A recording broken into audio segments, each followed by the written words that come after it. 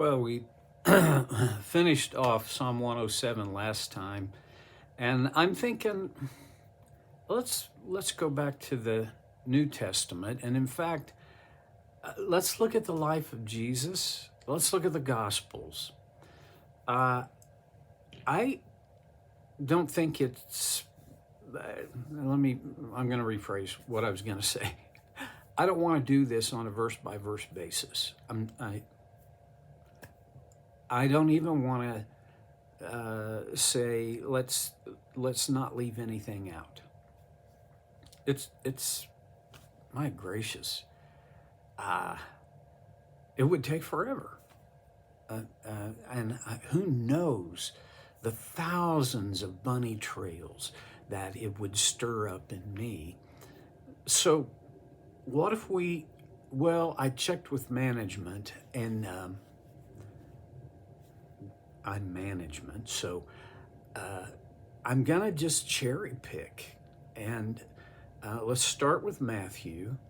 And there's so it's just totally amazing to me, the depth and breadth of wisdom, as well as the story, life, the biography of Jesus.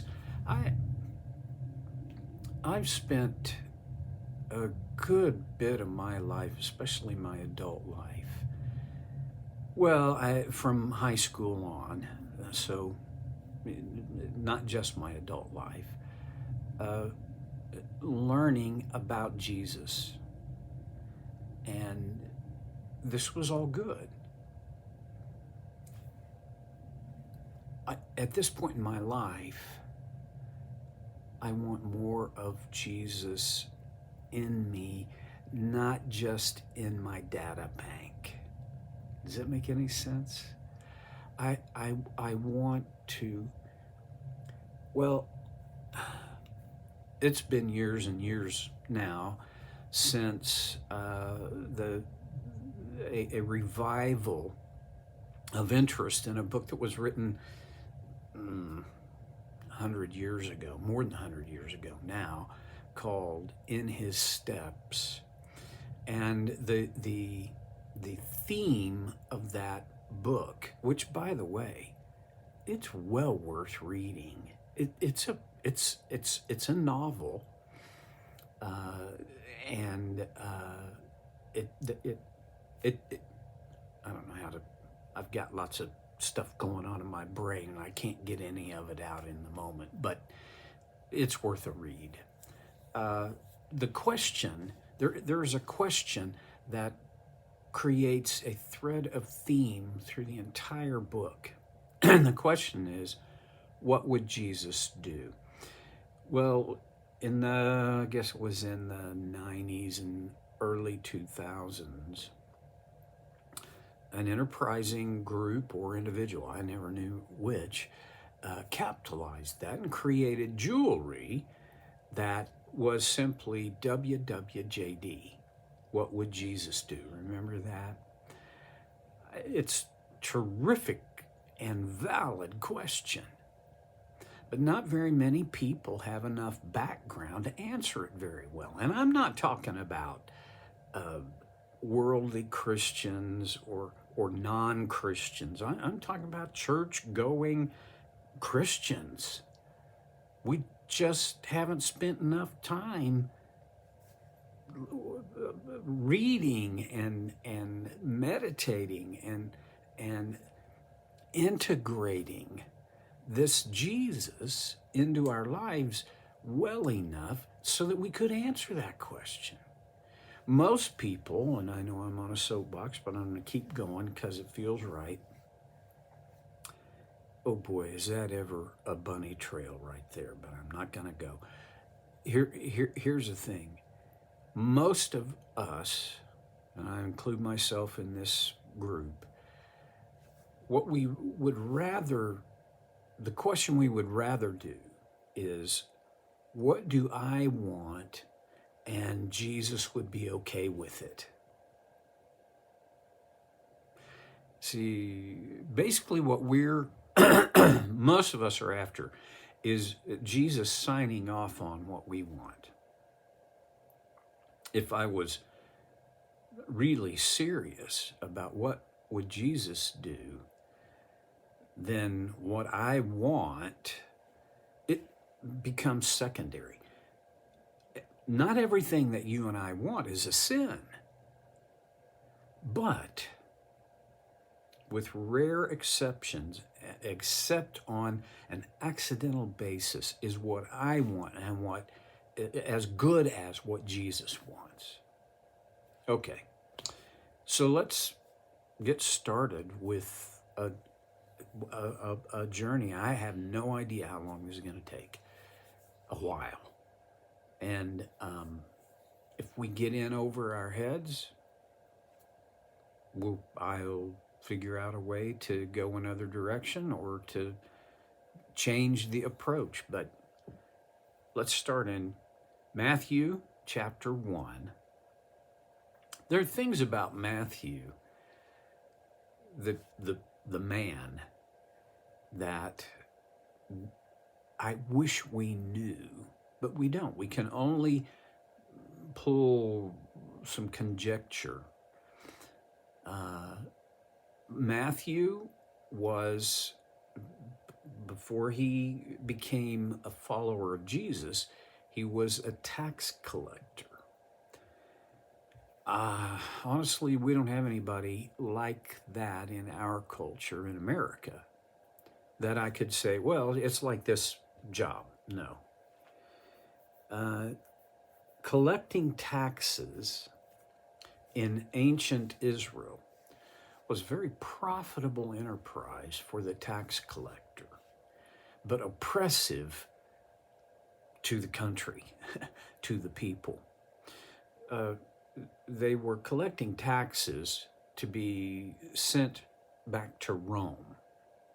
And Rome specified the amount for what had to be collected. And once that amount had been achieved, then anything beyond that goes back into the pocket of the tax collector. This became not their salary, but their commission. We don't know. We really don't know how into that, the system, which you can easily see, this would give lots of room for graft. We don't know if or to what degree Matthew had been into that. The only other tax collector that gets any print in the Gospels is that short guy who I relate to because of my stature, Zacchaeus. Evidently, he had become quite wealthy as a result of his collecting above and beyond the required taxes. And this was the history bears out that this was a common practice. I don't know whether Matthew did that. I'd love it if I could say, and Matthew never did that. He was just so honest. I don't know. Kind of would love to think of it that way, but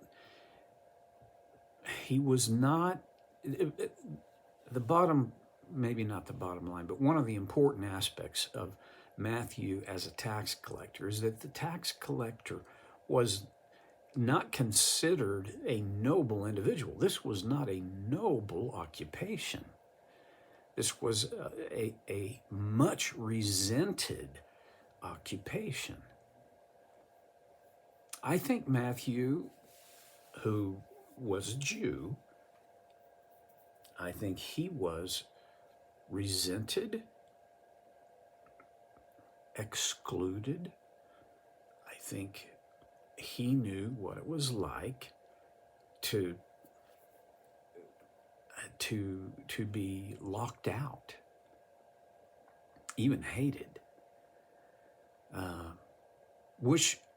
wish we could, grab some hard facts on who he was, what his life was like. But just realize, let's start here, that when Jesus called Matthew left his occupation. He got up and walked away from his tax collecting business booth. That's a gutsy thing to do. Maybe I would say, here's the thing about Matthew.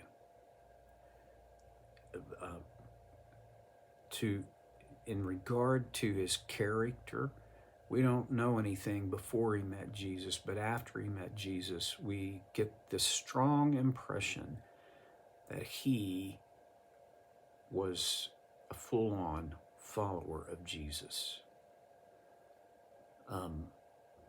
He was meticulous in recording the life and teachings of Jesus.